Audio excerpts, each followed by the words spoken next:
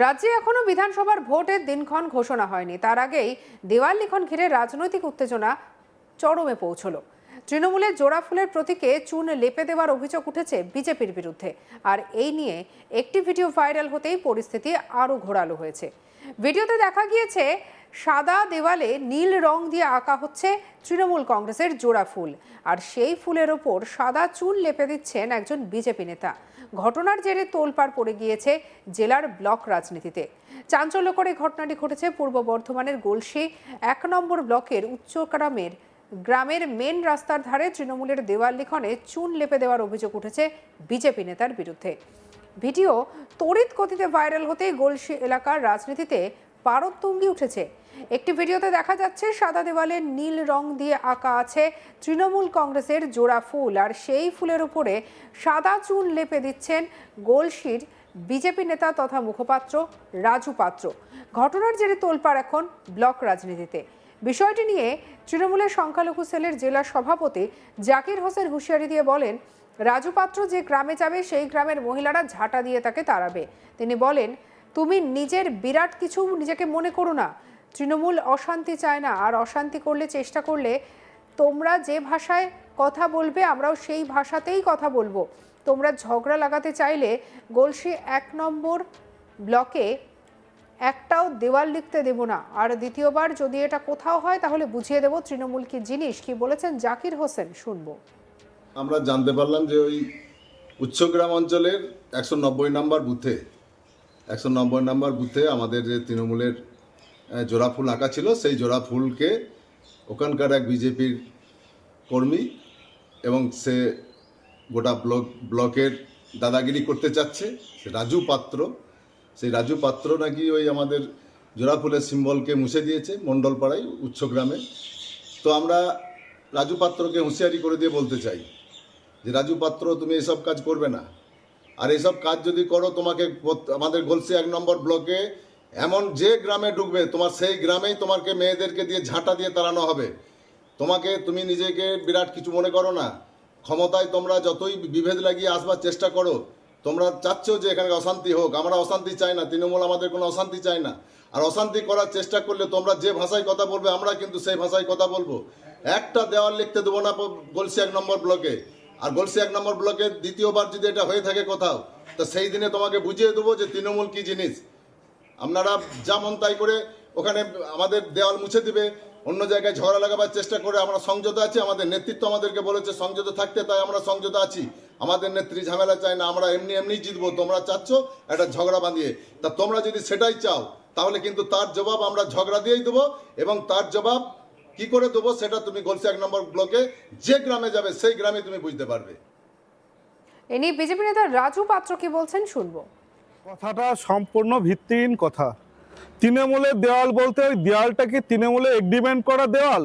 ওই দেওয়ালে অনেক পুরোনো একটা ঘাস ফুলের ছবি হালকাভাবে আঁকা ছিল, সেখানে চুন আমরা দিয়েছি।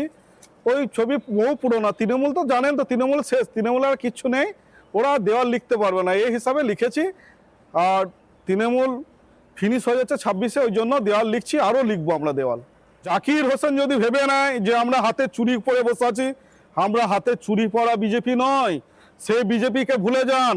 আমরা প্রতিরোধ করতে পারি, প্রয়োজন পড়লে প্রতিশোধন নিতে পারি। ঠিক আছে, উনি যদি আমাকে দেখে নেয়, আমি ওনাকে দেখে নেবো। ওকে এমন দৌড় করাবো স্টেশন খুঁজে পাবে না। ২৬-এ পর এমন দৌড় করাবো উনি রাস্তা চিনতে পারবেন না যে এটা গলসি না বুধবুর না উচ্চগ্রাম না পানাগড়। আর কিছু বলার নেই। এ নিয়ে আমাদের কালে সুজাতা মেহরা রিপোর্ট দেখাবো। ভোটের দিনক্ষণ এখনো সেইভাবে ঘোষণা না হলেও রাজনৈতিক দলগুলো ময়দানে নেমে পড়েছে আগামী বিধানসভা নির্বাচন ২০২৬কে লক্ষ্য রেখে। তাদের প্রচার কার্য চালাচ্ছে বিভিন্ন জায়গায় জায়গায়। যেমন তৃণমূল কংগ্রেস তাদের উন্নয়নের ডালি নিয়ে মানুষের সামনে যাচ্ছে, সেরকম ভাবেই কিন্তু বিজেপিও তাদের মতো করে প্রচার কার্য শুরু করে দিয়েছে। এর মধ্যেই পূর্ব বর্ধমান জেলার গলসি ১ নম্বর ব্লকে রীতিমতো কিন্তু এই প্রচার কার্য নিয়েই গরম হয়ে উঠল রাজনীতি। এখানে উচ্চগ্রাম গ্রাম, সেই গ্রামের মেন রাস্তার ধারেই একটি দেওয়াল লিখনকে কেন্দ্র করে এই মুহূর্তে গলসিতে উত্তেজনার সৃষ্টি হয়েছে।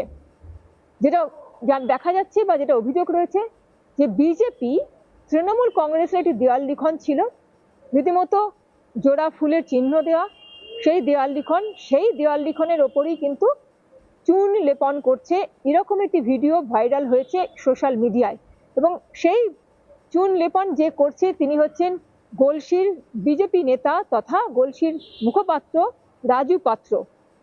এখন এই তৃণমূল কংগ্রেসের জোড়া ফুলের ওপর চুন দিয়ে মুছে দিয়ে সেই যে দেওয়াল লিখনের জন্য, আগামী দেওয়াল লিখনের জন্য বিজেপির যে দেওয়াল তৈরি করছে, এই ভিডিও কিন্তু ইতিমধ্যেই ভাইরাল হয়েছে।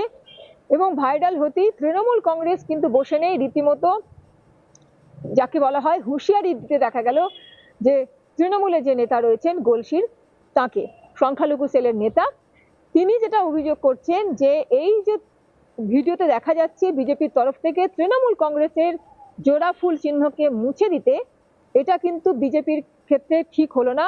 আগামী দিনে যেন বিজেপি তৈরি থাকে, রীতিমতো তৃণমূল কংগ্রেসের ঊর্ধ্বতন নেতৃত্ব চায় না কোনো অশান্তি, তাই তৃণমূল কংগ্রেস চুপ রয়েছে, কিন্তু আগামী দিনে তারা কিন্তু চুপ থাকবে না, এমনটাই কিন্তু সংখ্যালঘু সেলের যিনি জেলা সভাপতি রয়েছেন জাকির হোসেন, তিনি কিন্তু হুঁশিয়ারি দিচ্ছেন। তিনি বলছেন যে নিজেকে বিরাট কিছু মনে করছে বিজেপি ওই নেতা রাজু পাত্র, তবে আগামী দিনে এরকম যদি আবারও দেখা যায় তাহলে কিন্তু ফল ভালো হবে না।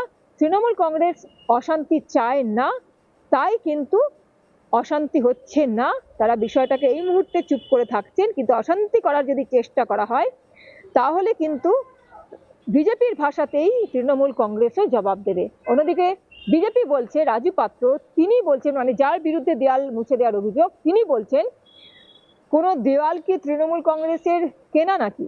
তৃণমূল কংগ্রেসের কোনো ওই দেওয়ালে যেটা চিহ্নকাম করা হয়েছে, সেই দেওয়াল সাদা রঙের ওপর নীল রং দিয়ে একটি জোড়া ফুল চিহ্ন আঁকা ছিল। এখন তৃণমূলের জোড়া ফুল চিহ্ন আঁকা ছিল, কিন্তু সেটা একদমই ঝাপসা হয়ে গেছিল। এবং কোনো মানে তৃণমূল কংগ্রেসের কি ওই দেওয়ালের জন্য এগ্রিমেন্ট করা আছে?